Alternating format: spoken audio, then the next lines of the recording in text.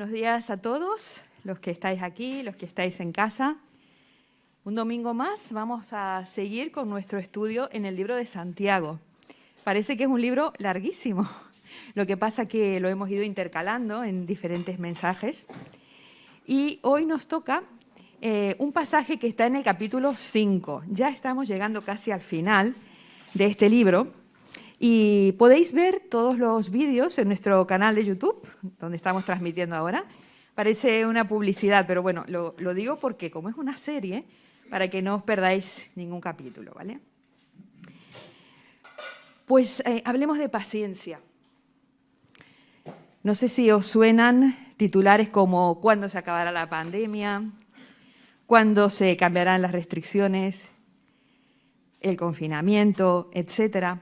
Os confieso que en el buscador de Google puse a ver cuál es la pregunta más popular de estos últimos tiempos, pensando que me iba a dar pues, la respuesta que yo quería para apoyar mi tesis, ¿no? De que era lo más importante ahora es cuándo queremos saber, nuestra paciencia se está agotando. Pues no, me salieron otras preguntas que no vienen al caso. Una de ellas era cómo hacer un nudo de corbata, me sorprendió muchísimo que con la que nos está cayendo sea una de las preguntas más buscadas. Bueno, si alguien quiere saber cómo hacer un nudo de corbata, me lo pregunta, porque pues tuve no sé si la suerte o la desgracia de ir a un cole donde el uniforme llevaba corbata, ¿vale? Pues bueno, hoy nos toca hablar de el pasaje que está en Santiago 5, del 7 al 12. Y vamos a leerlo.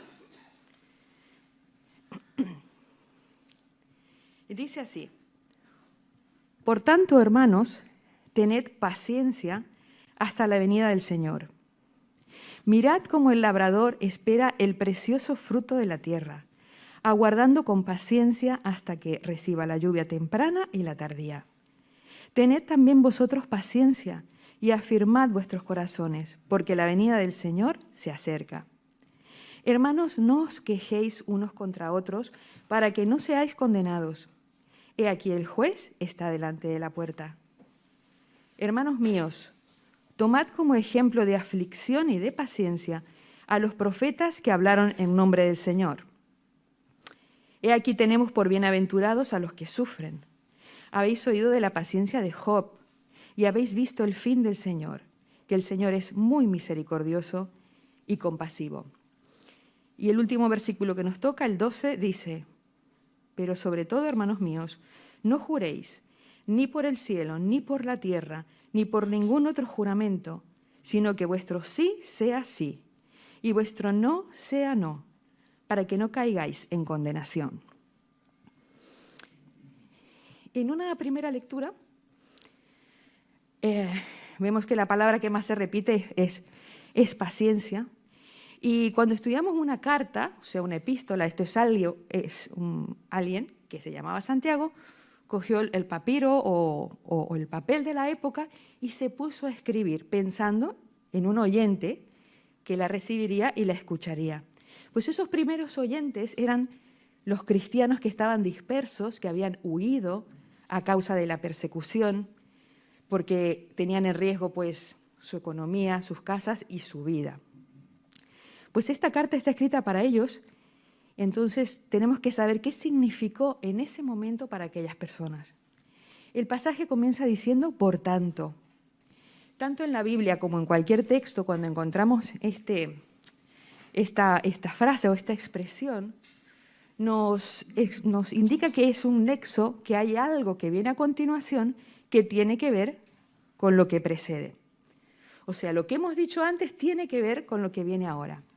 No sé si recordáis el mensaje del domingo pasado, era muy duro, era aquel pasaje que decía, ay de los ricos, vais a aullar, la vais a pasar mal por vuestras injusticias, por vuestras opresiones. ¿Cómo puede ser que este pasaje venga a cuento de aquello que ya dijimos, no? Pues lo vamos a ver porque puede ser que en esa iglesia lo más probable es que dentro del seno de esa iglesia hubieran opresores, pero también oprimidos, porque la diversidad está presente en nuestras iglesias desde el primer siglo y hasta ahora. El primer versículo sigue diciendo, por tanto, hermanos, tened paciencia. Probablemente esta paciencia se la pedía a aquellos que estaban sufriendo la injusticia social de aquella época. Qué fuerte y qué difícil, ¿no? Estar siendo oprimido y pasando necesidad dentro de la misma iglesia, de tus propios hermanos que se llamaban, por lo menos de nombre, cristianos. Esta expresión, entonces, por tanto, nos muestra que es la consecuencia de lo que viene después. Hay muchos tipos de paciencia, y fijaros que aquí os he puesto unas palabras en griego, no para agregar un toque erudito, sino porque cuando nos acercamos al texto queremos saber exactamente qué decía cuando se escribió por primera vez o en las primeras traducciones. Y fijaros que la paciencia a la que hace alusión en este capítulo 5 no es la misma paciencia del capítulo 1, donde hablamos de paciencia ante las pruebas, paciencia ante la tribulación, ante las persecuciones que estaban sufriendo. La paciencia a la que hace referencia en este capítulo 5 es una paciencia que tiene que ver con las relaciones interpersonales. La paciencia que tengo que tener contigo y la paciencia que tienes que tener conmigo. Entonces esto le da otro matiz al pasaje que vamos a estudiar. Esta paciencia hace referencia a actuar sin resentimiento contra aquellos que nos hacen daño. Es no buscar la venganza, inclusive teniendo razón. He leído varios comentaristas y he leído bastantes cosas al respecto para no errar al decir lo que estoy diciendo, ¿no? Y para resumir, os leo una frase para explicar qué tipo de paciencia es esta del capítulo 5, y os la digo porque la escribió un hermano que queremos mucho y conocemos, David Burt. Él dijo, el resumen de esta paciencia es soportar a la gente. O sea, que imaginaros. Capítulo 5, versículo 7 dice, por tanto, hermanos, soportaros los unos a los otros. ¿Pero hasta cuándo? Pasamos a la siguiente.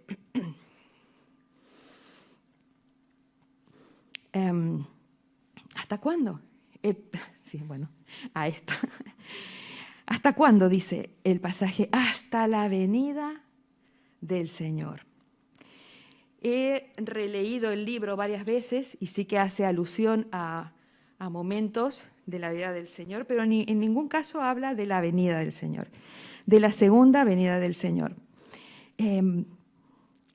Esta doctrina de la segunda venida, de su regreso a buscarnos, es lo que más esperanza y consuelo y tranquilidad ha dado al alma humana de los cristianos de todas las épocas. Saber que Cristo fue real, que vino, que murió por nosotros, como hemos recordado, que resucitó, que marchó al cielo, pero que volverá.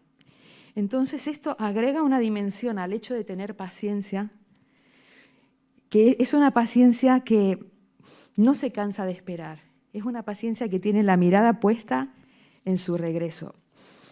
Como decía, Jesús nos prometió en Juan 14 que Él volvería otra vez. Se lo aseguró a sus discípulos, se los dijo de muchas maneras, se lo demostró de muchas maneras para que confiaran en la promesa de su regreso.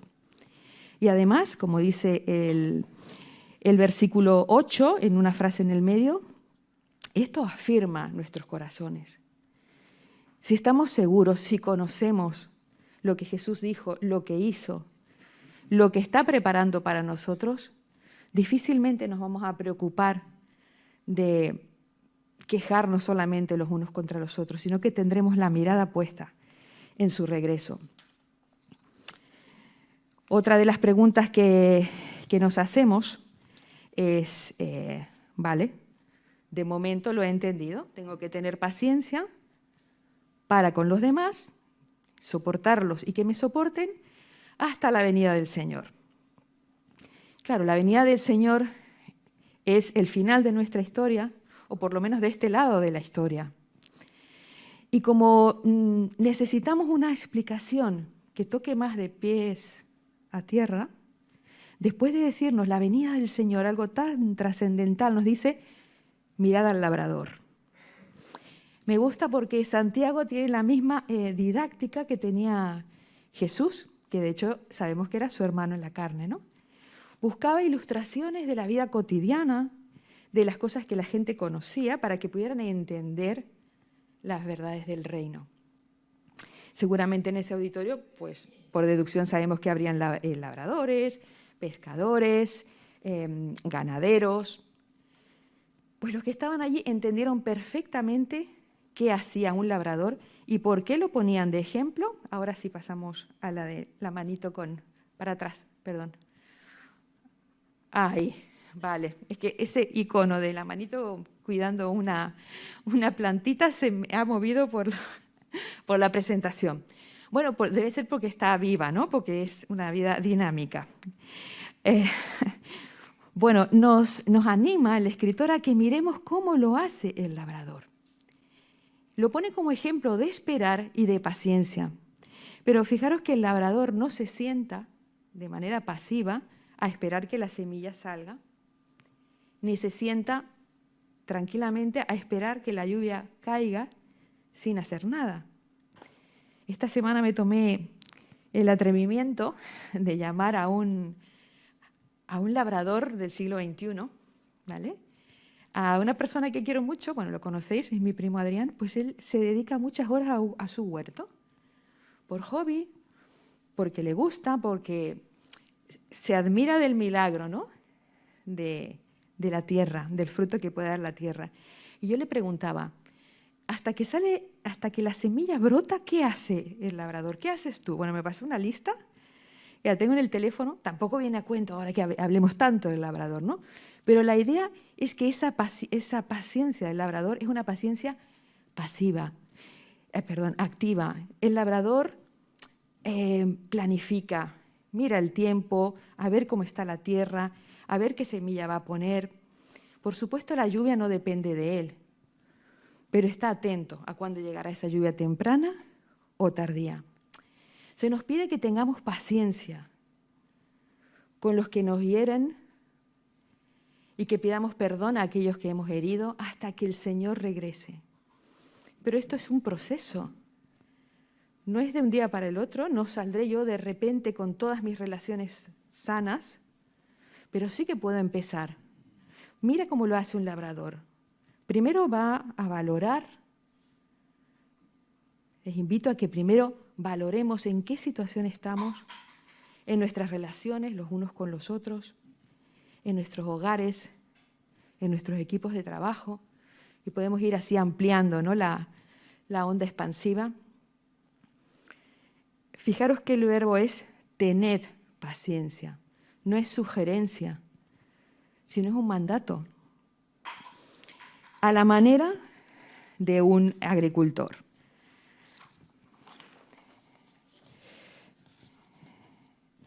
Y pensar que la paciencia no solamente es algo que se nos pide eventualmente en las relaciones humanas. La paciencia en la Escritura también es un fruto del Espíritu, ¿verdad que lo sabemos?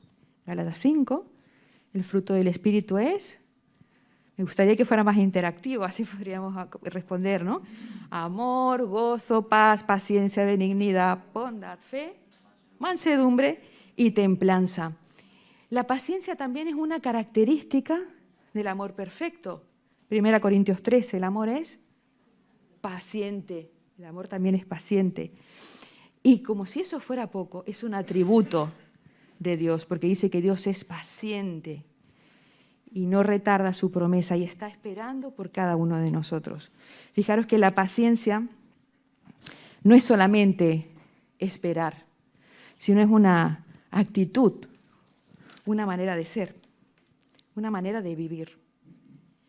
Vamos a seguir adelante con nuestro texto, porque fijaros que son 6 versículos y se repite como un patrón, ¿vale?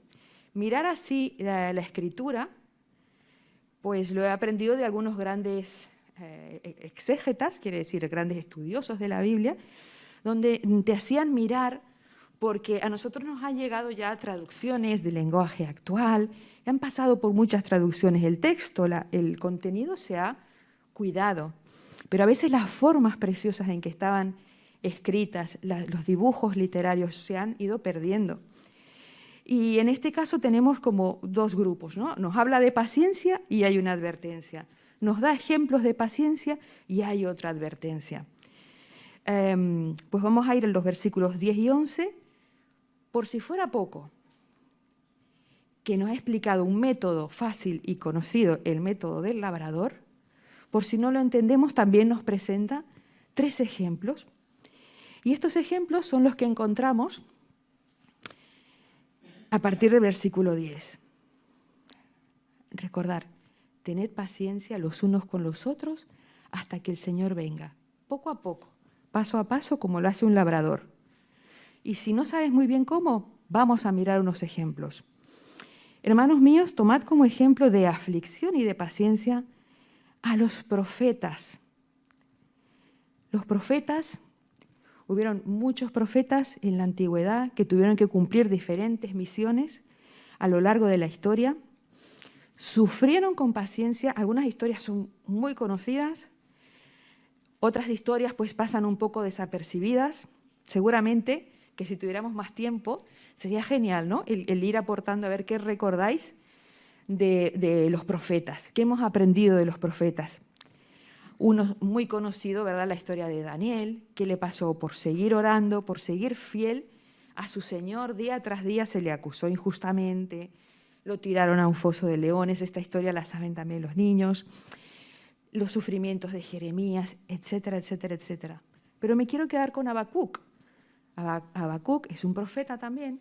Se le llama profeta menor, no por peque, ni porque sus profecías fueran de menor calidad, sino porque es más cortito. Tiene solo 3 capítulos. Pues fijaros que Habacuc quería vivir con paciencia en la espera, en medio de las aflicciones, pero pasó por toda una gama de emociones y de sensaciones humanas. En el capítulo 1, Habacuc, que estaba viviendo en un momento de la historia de violencia y de iniquidad terribles, él le pregunta a Dios: Jehová, ¿hasta cuándo? ¿No suena esta pregunta? ¿Cuántos de nosotros a veces por diferentes situaciones hemos dicho ¿hasta cuándo? Porque no vemos una respuesta, porque oramos por alguien y su corazón no cambia, o por nosotros mismos queremos cambiar, nos lo proponemos, hacemos propósitos y volvemos a caer en el mismo pecado, en el mismo error. Vaya ejemplo nos dejó Habacuc, porque fijaros que Habacuc preguntó a Dios, había un diálogo, había una relación con él. Y fijaros que dice, hay un versículo que me sorprende, porque Habacuc se plantó. El versículo dice algo como que se subió a una peña, a una roca, a esperar que Dios le contestara. Ahora tendría que yo decir los libros de memoria: Ezequiel, Daniel, Oseas, Joel, Amós, Abdías, Noah, Jonás, Miqueas, Nahum, Habacuc. No es para hacer ver, que lo sé de memoria, que lo sé. Vale. Habacuc 2, 1. Sobre mi guarda estaré. A pesar de todos los dolores, los sufrimientos, la aflicción, Habacuc dice, pues yo voy a esperar delante del Señor. Sobre mi guarda estaré, sobre la fortaleza afirmaré el pie y velaré para ver lo que se me dirá. ¿Y qué me ha de responder tocante a mi queja? Habacuc no tiró la toalla. Se nos indica en Santiago que tomemos ejemplo de los profetas. Si tomamos ejemplo de Habacuc, podemos seguir fieles en la oración. Preguntar al Señor, porque el Señor quiere respondernos, quiere darnos sabiduría si se la pedimos. Y fijaros que Habacuc, ¿cómo termina? Ahora cuando os lo diga diréis, sí, yo me lo sé. ¿Cómo acaba diciendo Habacuc? Aunque la higuera no florezca, ni la vid dé su fruto. Esto sí lo sabemos, ¿verdad? Y lo cantamos. La situación no cambió mucho, pero Habacuc conoció a Dios, mejoró su relación con Él. Y él pudo decir, con todo yo me gozaré en el Señor. Vaya ejemplo que nos dejó Habacuc. El segundo ejemplo es un grupo de personas también. Se refiere a los que sufren. Hemos dicho que Santiago siempre está haciendo referencias al Sermón del Monte, ¿vale? Pues en el Sermón del Monte tenemos todo un apartado que son las bienaventuranzas, donde se habla de varias situaciones de sufrimiento. ¿Verdad? Lo recordáis, bienaventurados los que son perseguidos por causa de mi nombre, bienaventurados los que padecen persecución, los que son vituperados. Vituperados es que os insultan y os lanzan infamias, mintiendo, ¿no? Pues mirad, la recompensa de estas personas que han sufrido, los del primer siglo, nuestros contemporáneos, una hermana oró por la iglesia perseguida. Estas personas están viviendo sufrimientos terribles comparables a los que vivían esta gente en el primer siglo. O las personas que están sufriendo enfermedad o la pérdida de un ser querido hoy a nuestro lado. Todas estas personas son puestas como ejemplo también en este gran grupo de los que sufren. ¿Qué podemos aprender de los que sufren? Santiago nos indica, toma de ejemplo. ¿Qué podemos aprender de ellos? Primero, que Dios les llama bienaventurados. Que aunque no se entienda la situación, aunque no veamos la salida, al igual que Habacuc, con todo yo me gozaré. Y además, Mateo dice que de ellos es el reino y que el galardón de ellos será grande en el cielo. Podemos tomar, es un buen ejemplo recordar la vida y analizarla también, la vida de los que sufren. Pues hay personas que aún no les ha quedado claro. A los oyentes de esa época pues necesitaban más ejemplos. Pues mira, también habéis oído de la paciencia de Job. ¿Quién no ha oído de la paciencia de Job? ¿Quién no conoce la historia? Fue una persona que fue paciente, fue probado en todas las áreas de su vida. Si leemos el libro de Job, es impresionante, no por lo que pasó físicamente, la pérdida de su salud, sus bienes, su familia, sino por a mí me impresiona ese diálogo que se establece entre él, sus amigos, pero sobre todo con Dios. Y me hace pensar también en Habacuc, cuando Habacuc pregunta y Dios le responde. Job pregunta y Dios le responde. Y en esta relación de diálogo, finalmente Job salió aprobado. Su relación con Dios se fortaleció. Y otro versículo que seguramente atesoramos en nuestro corazón, una de las cosas que dijo Job: yo sé que mi Redentor vive y en mi carne he de ver a Dios. Aún no había venido Jesús a la tierra, pero él por fe, sus ojos de la fe ya estaban mirando a ese futuro que nos invita a mirar también Santiago. Además también dijo otra frase que usamos muchísimo cuando renovamos nuestro pacto, por así decirlo, nuestra consagración con el Señor, ¿no? Job sufrió, pero tuvo una recompensa. Lo completáis vosotros la frase. De oídas te había oído, pero ahora mis ojos te ven. Fijaros que en estos tres grupos, en estos tres casos, hubo una gran recompensa. Escuchar la voz de Dios. Se mejoró la relación y tenía puesta la mirada también en la venida del Señor. Y el versículo 11, cuando acaban estos ejemplos, dice: el fin del Señor, y habéis visto el fin del Señor, que el Señor es muy misericordioso y compasivo.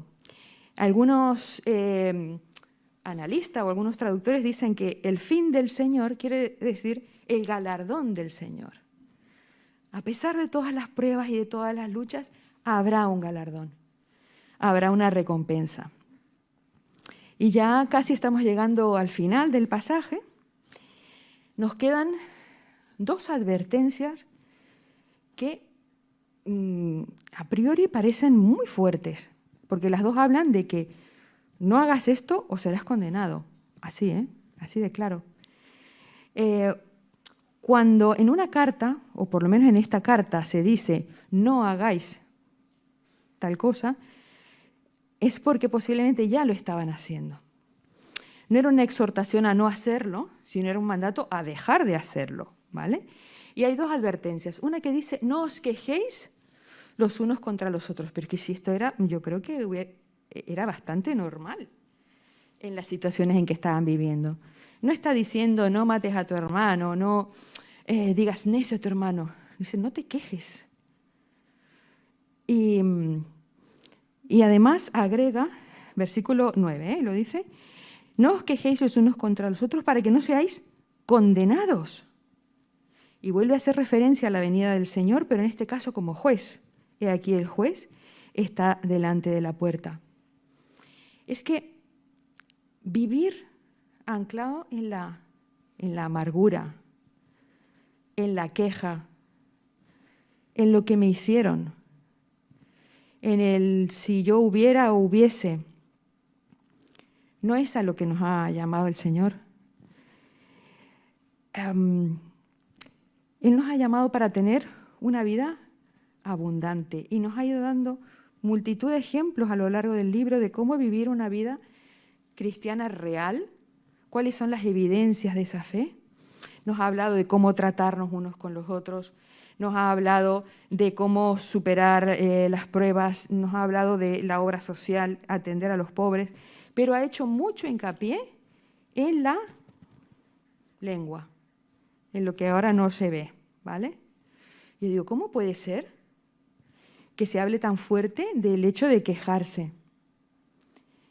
Es que una y otra vez la Escritura nos recuerda que de la abundancia del corazón habla la boca. Y también lo relaciona a el dar fruto. No puede salir de una boca cosas malas y a la vez cosas buenas. Lo más probable es que en ese corazón no haya nada bueno. Entonces, para que no seáis condenados. La condena no va a venir por quejarte del hermano. La condena viene porque probablemente te quejas porque no eres salvo previamente. Es fácil decirlo. Bueno, no es muy fácil decirlo porque la verdad que me da una carga muy grande y una responsabilidad que no imagináis. Y también me compromete. ¿Cómo puedo yo decir esto aquí, delante de vosotros, y si encima se queda grabado? Cuando yo me he quejado, cuando yo he hablado mal, cuando he herido, y a veces a propósito, usando mi lengua. Pero afortunadamente este pasaje está aquí para nuestro crecimiento, para que tomemos nota, para que dejemos de hacerlo. Porque una vez que lo sabemos, una vez que ha llegado a nivel cognitivo, una vez que lo entendemos, lo tenemos que empezar a digerir hasta que, como dice el versículo 8, llega a nuestro corazón. Para que nuestros corazones sean afirmados y cimentados en amor. Y ese Jesús del que hemos estado hablando y recordando y tomando ejemplo, es que hablamos de Él. Seguimos hablando de Él. La Escritura entera, la idea principal. A veces cuando estudiamos un pasaje buscamos la idea principal. Pues la super mega idea principal, la macro idea principal, es Jesús, que te ama de manera sencilla, que te ama, que vino a buscarte a ti a pesar de que eras un quejica, de que eras un injusto, de que eras opresor y a veces oprimido. Seguimos hablando de Jesús. Y nos dice, no os quejéis los unos con los otros. Y en vez de quejarte, hay muchas otras cosas que podemos hacer. En vez de pensar lo malo, hay un pasaje impresionante que dice en esto, pensad. Incluso hay una canción, ¿verdad? F-I-L-L-A-D. 4:8, Filipenses 4:8, no te lo vas a olvidar. En todo lo bueno, en todo lo santo, en todo lo agradable, en esto pensad. Cuando la cabeza se te va a aquella frase que te dijeron y que la tienes aquí, voy a tomar una determinación y si no, me pondré una canción, un himno que hable las palabras del Señor. No os quejéis porque el juez está a la puerta. El Señor viene, pero también dará a cada uno lo que merezca, sea bueno o sea malo. En vez de quejarnos, nos podemos alentar los unos a los otros. Y les invito a que hagáis los deberes en casa también. ¿Qué podemos hacer en vez de quejarnos? Podéis buscar la frase, los unos por los otros, y a veréis cuántas buenas ideas os da. No os cojáis solamente a la idea de soportándoos los unos a los otros, porque ahí nos quedaríamos un poco en el seguir aguantándonos, ¿no? La segunda advertencia que dice es que vuestro sí sea sí y vuestro no sea no. Esto lo encontramos en el versículo 12. Claro, aquí tenemos que pensar que en la sociedad de aquel entonces el peso del juramento era muy diferente ahora, ¿no? Tenía que ver como con un contrato.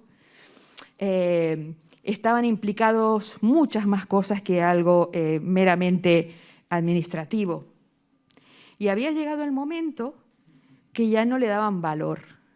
O sea, daba igual mentir o no, porque como no te lo he jurado, ¿entendéis? Es un resumen muy resumido, pero por ahí van las cosas. Ya no estaban, no le daban valor a la palabra dada. Podían decir, te lo juro por Dios, y era como, ¿vale? Algo que no tenía valor. Y aquí Santiago, igual que se hace también que se menciona también en el Sermón del Monte, les dice, dejaros de juramentos o no juramentos. Una persona que ama a Jesús, una persona con una ética cristiana, una vida transformada, no miente, no miente. O procura no mentir. Que vuestro sí sea sí y que vuestro no sea no. Está clarísimo. Se podría, por supuesto, investigar mucho más en el tema de los juramentos, pero busquemos la sencillez también de la aplicación, porque termina diciendo para que no caigáis en condenación. A veces nos enredamos con nuestras propias palabras o mentimos o hablamos de más. Hablemos con la verdad. Cumplamos lo que decimos. Fijaros que, como tips o que consejos prácticos que van saliendo de este trozo de la Escritura, que tienen que ver con vivir una fe consecuente. Si decimos que somos hijos de Dios, tenemos que procurar vivir de esa manera. Y la clave o el guión de todo este mini discurso de 6 versículos era el tener paciencia los unos con los otros, el hacer las paces, el restablecer las relaciones. Y Samuel los invitaba, y el grupo de alabanza, a tomar como ejemplo al Señor. En tantas cosas, pero la principal, la que hizo que el Hijo de Dios irrumpiera en nuestra historia era reconciliarnos con Él. Lo mismo que nos pide que hagamos los unos con los otros.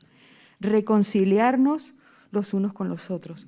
La verdad que me ha sorprendido el que se haga tanto énfasis en la paciencia en las relaciones. Parecería más espiritual, ¿no? Como tener paciencia en las pruebas, en la persecución. Parece que esa paciencia tiene más nivel, ¿no?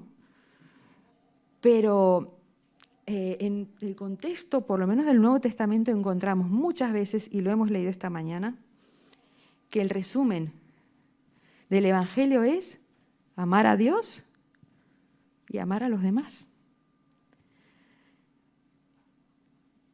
Tan sencillo y tan complejo. El resumen del Evangelio es amar a Dios y amar a tu prójimo como a ti mismo. Y esto es lo que nos invita este pasaje. nos ha hecho hacer una mirada al pasado, a cómo se ha mostrado fiel, cómo Dios ha sido fiel, cómo ha respondido, cómo ha dado regalos maravillosos a sus siervos. Por ejemplo, el profeta Elías, no lo hemos mencionado, pero sabéis que Elías no murió de la manera tradicional. Subió al cielo, ¿alguien se acuerda cómo? En un carro de fuego. ¡Qué fuerte! ¿Verdad? Y lo llevó. Se fueron juntos. ¡Wow! Estas cosas no puedo hablarlas porque me emocionan. Moisés murió y lo enterró Dios mismo. Dios está presente y nos acompaña a lo largo de nuestros sufrimientos. No estamos solos. Y si alguien nos escucha, el domingo que viene terminaremos la carta de Santiago, pero comienza diciendo, ¿hay alguien entre vosotros triste? ¿Hay alguien sufriendo? ¿Hay alguien que tenga aflicción? Pues ora. La primera oración que puedes hacer es, Jesús, aquí estoy. Te entrego mi vida, te entrego mi dolor, te entrego mis cargas, mi pecado. Quiero empezar de nuevo y tienes la oportunidad de hacerlo. ¿Hay alguno entre vosotros alegre, contento, que las cosas le va bien? Perfecto, puede ser de ánimo a los demás. Cantemos juntos alabanza. Hemos mirado al pasado para aprender y recordar lo que Dios ha hecho y puede hacer en nuestra vida. Pero lo que tenemos ahora es el presente. Un presente que nos invita a mirar hacia la venida del Señor. Y su palabra se cumplirá. Se ha cumplido a lo largo de la historia y se va a cumplir. Solamente tenemos el hoy. Pero en este hoy nos invita la palabra, como dice en Hebreos 12. Nosotros también, teniendo alrededor nuestro tan grande nube de testigos, vamos a simplificar esta frase y su significado. Vamos juntos en esta carrera de la vida. Yo no soy ni más ni menos que tú, ni tú eres ni más ni menos que yo, porque somos uno en el Señor. Porque Él quiso de todos los pueblos hacer uno, una iglesia, su cuerpo, su esposa, su familia de la fe. Vamos juntos, despojémonos de aquellas cosas que nos hacen daño, de todo el peso que cargamos emocional, que nos toca o que no nos toca, pero a veces nos encanta seguirlo llevando. Y además del pecado. El pecado nos asedia, pero hay algunos que nos encanta que nos asedie, según qué tipo de pecado. Despojémonos, vamos juntos, apoyémonos los unos a los otros y corramos con paciencia esta carrera de la vida que tenemos por delante. A algunos nos quedan menos años, a otros les quedan más años, pero lo importante es todos con los ojos puestos en Jesús, el autor y el consumador de la fe, del que hemos hecho memoria esta mañana. Y Samuel ha leído el pasaje que dice, haced esto todas las veces que del pan y del vino comáis, anunciáis mi muerte hasta que yo vuelva. No es un mensaje suelto más. Seguimos hablando de Cristo. Y el último libro de la Biblia, Apocalipsis, Jesucristo, o ya el Cristo glorificado que vendrá a buscarnos, porque hay una cosa que me dejé de decir, que cuando se habla de la venida del Señor aquí, ese Señor es el Señor de Filipenses 2, aquel Señor ante cual se doblará toda rodilla y toda lengua proclamará que Él es el Señor. Pues ese es el Señor que vendrá a buscarnos. Y ese Señor que dice en Apocalipsis, he aquí, vengo en breve. Ojalá fuera hoy, ¿verdad? Ojalá fuera ahora. Qué fuerte sería, ¿no? ¿Quedarían tal vez las mascarillas por allí? No lo sé.